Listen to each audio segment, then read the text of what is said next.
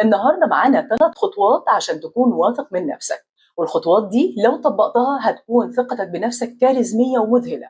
أهلا بيكم، معكم مروة الإبياوي مدربة الدوبلاج والتحدث الجماهيري.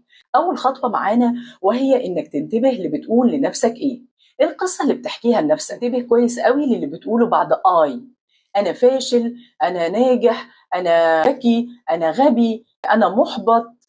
كتير من الناس بيتكلموا بطريقة سلبية وما بينتبهوا للكلام اللي بيجي بعد أنا.